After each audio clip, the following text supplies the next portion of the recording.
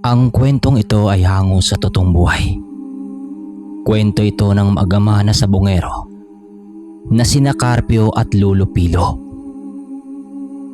Sa pagpasok niya sa Rueda, biglang naramdaman ni Carpio ang malamig na pagtingin ng lalaking matanda na kasama ni Temyong. Tulad ng dati, tahimik itong nag-uusal. May kung anong mahika na ginagamit sa laban nila. Pero nang sandaling yon, parang may ibang nangyayari. Nang magsisimula kasi ang laban, agad lumundag ang tandang ni Temyong. Mabilis at agresibo, tulad ng anumang manok nito. Ngunit bago pa nito natamaan ang manok, isang mabilis na ginawa naman ng pag-ilag ng itim kong manok. Isang malakas na lipad ang ginawa nito at isang malakas na sipa ng tarit sa may kaliwa. At bigla na lang bumagsak ang pulang tandang ni Temyong. Natahimik ang mga tao sa sabungan at biglang nanlaki ang mga mata ni Temyong. Sa unang pagkakataon na yon, animoy hindi gumagana ang orasyon ng matanda. Si Carpio, nasa kabilang banda, hindi na mapigilan ang sarili. Napatalon ito sa sobrang tuwa. Tama ba itong nakita ko? Yes! Panalo ako! Panalo! Sigaw ni Carpio na may malaking ngiti sa kanyang mga labi. Ang malaking pusta at ang ingay ng mga sabongero, lahat ay napuno ng kaguluhan. Si Temyong naman, hindi makapaniwala. Napatingin ito sa matandang lalaki na palagi niyang kasama. Ngunit sa halip na magalit o mainis, nakita ni Carpio ang impresyon sa mukha ng matanda. Nakakaiba, tila isang pagtitig o pagkilala ng paghanga kay Carpio. Habang pinagbasdan nito ang itim niyang manok, dahil dito, isang kaisipan na naman ang bumalot kay Carpio at napatanong sa manok niya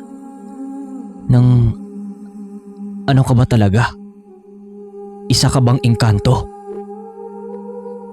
Pagka-uwi ni Carpio galing sa sabungan, magaan ang kanyang pakiramdam. Matagal na niya itong hinihintay. Ang muling mararamdaman ng siglahan ng panalo. Ngunit sa pagbaba lamang ng kanyang dalawang paa sa harap ng tindahan, alam niyang may mas mahirap siyang harapin. At makaharap niya ang kanyang ama na si Pilo. Doon sa may pinto ito habang nakaupo. Baka sa mukha nito ang pagkagalit at pagkadismaya. Anong ginawa mo, Carpio? Matigas na wika ng kanyang ama. Hindi na kailangang tanungin ni Carpio dito kung papaano nito nalaman. Sa isang maliit na yun na tulad ng kanila, madaling kumalat ang balita tungkol sa dating sabongero na bumalik sa dating gawain nito.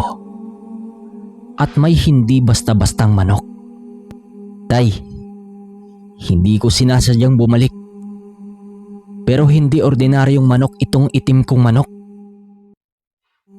Hindi ko kayang hindi siya ilaban dahil nagpapahiwatig siya ng mga hindi ordinaryong pagkilos. Wika ni Carpio dito. Lalo namang nandilim ang paningin ng kanyang ama at napawika ng, Ilang beses na tayong talunan. Ilang beses na rin tayong nawalan. Hindi mo ba naintindihan ang leksyon natin? Ano na ngayon? Bigla kang bumalik sa gawain na isinumpa natin noon. Pero tay, ibang-iba si itim. Hindi siya gaya ng ibang manok.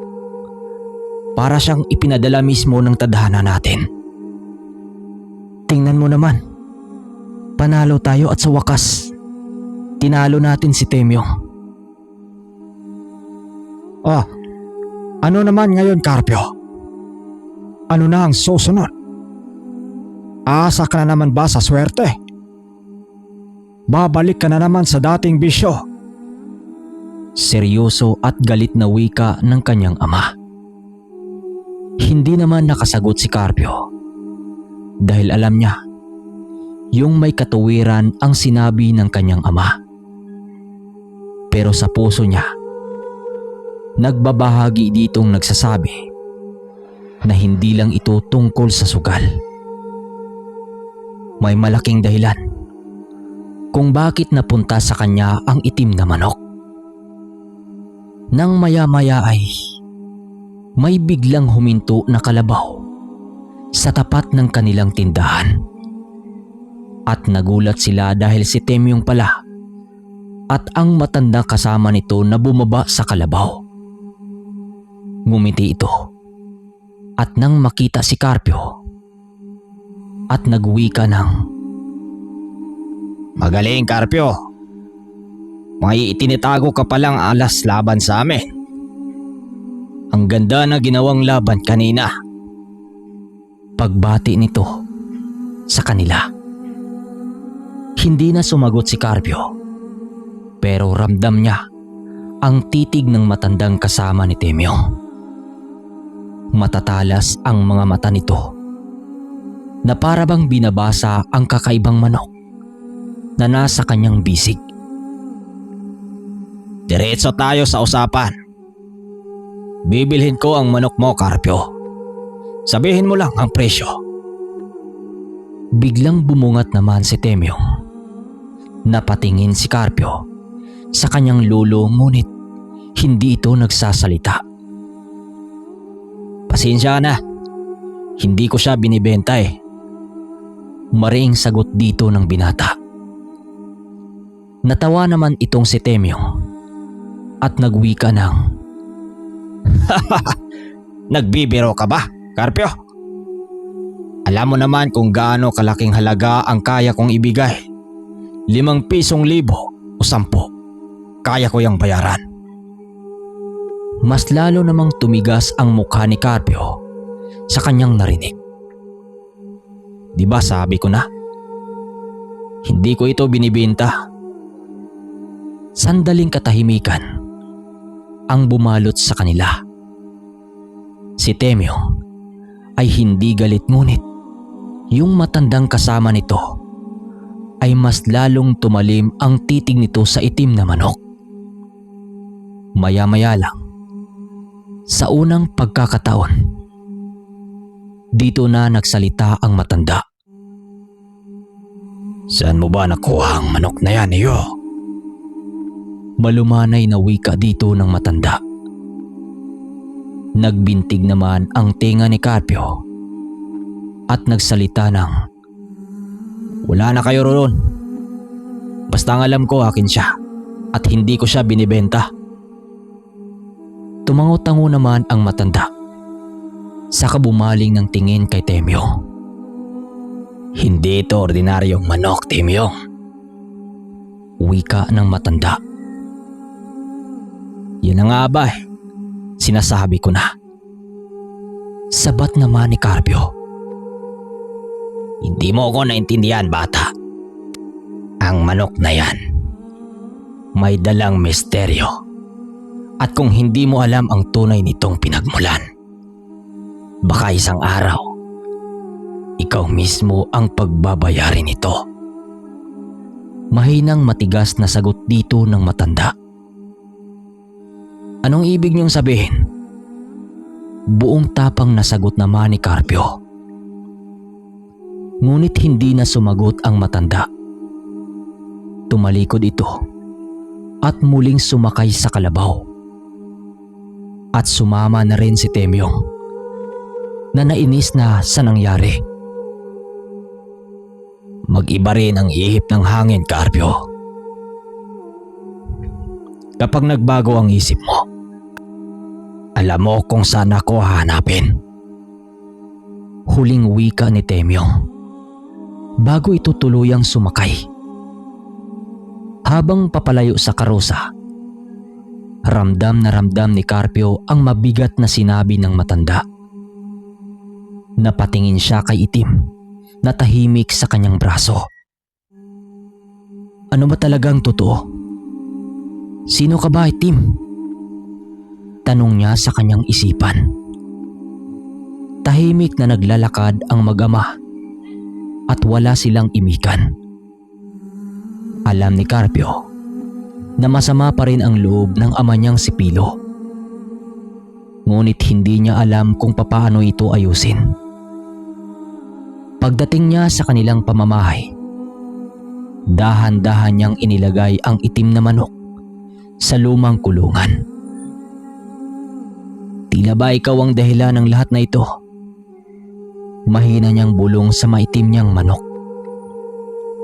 Sa kabila ng lahat, hindi niya magagawang maitapon o ibenta ang manok na yon. Pakiramdam niya, merong mas malaking dahilan kung bakit dumating ang manok na ito sa kanyang buhay. Sa paglipas ng oras, biglang bumigat ang simoy ng hangin. Napansin ni Carpio na masyadong tahimik ang buong paligid. Maging ang mga kuliglig ay napatahimik at ang dalang hangin ay merong dalang kaba na hindi mapaliwanag. Maya-maya lang ay biglang nagising ang mag-ama sa hating gabi. Isang malakas na garalgal na tunog na nanggagaling sa dilim ang kanilang narinig. At kasunod nito ay merong mga yabag at kaluskos na tila nagmumula sa labas ng bahay. Napabalikwas si Carpio dahil hindi naman ingay sa paligid. Hindi normal yun.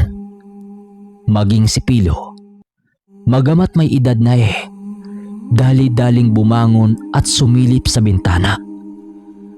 Ngunit sa kanyang pagsilip, agad siyang napaurong at napasigaw. Aswang! May aswang sa labas! Nanginginig si Carpio.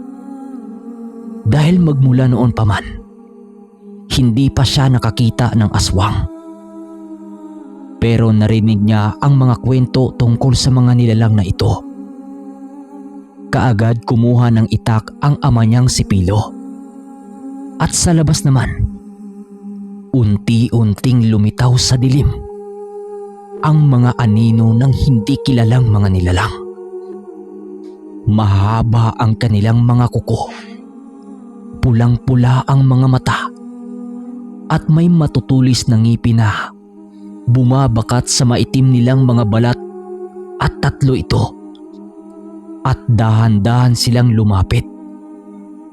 Pero bago pa man sila makalapit o makapasok sa kanilang bahay, isang ingay na umalingaw-ngaw. At sa isang banda, isang malinaw na tapang na sigaw ng isang tandang. Nagulat naman dito ang maglolo nang makita nilang may gumagalaw sa kadiliman. Isang anino na tumatalon galing sa kulungan ni Itim. Sa isang iglap, bumangga ang isang itim na manok sa isa sa mga aswang. Dito napasigaw ang halimaw at napapaatras. Animoy nasusunog ang mga balat at nagulat ang mag-ama nang lumaban ang itim nilang manok. Napakabilis nitong gumalaw at sa bawat hampas ng matutulis nitong tahid ay nag-iwan ito ng sugat sa balat ng mga halimaw. At tatlong aswang na kanina'y punong-puno ng kumpiyansa ay biglang nag-aalangan. Muli itong lumundag ng mas mabilis at mas malakas at isang iglap. Napalundag ang isang aswang, duguan ang katawan. At napasigaw bago tumakbo, ito papalayo. Dito na nagsiktakbuhan ang mga aswang papalayo sa bakuran ng maglolo. At sa loob lamang ng isang saglit, nawala ito sa kadiliman. Tahimik na bumaba si Itong mula sa kanyang palipad at bumalik din ito sa kanyang kulungan na parang walang nangyayari. At napahawak naman si Carpio sa kanyang dibdib habang naghabol ng hininga. At si Pilo naman ay nakatulala, hindi makapaniwala sa mga nangyayari. Sa pagpapatuloy ng kwento ay ang dumagok sa buhay nilang dalawang mag-ama. So mga kaermitanyo, pasensya na at matagal tayong nakapag-upload. Balik ulit tayo. Sana huwag niyo kalimutang mag-subscribe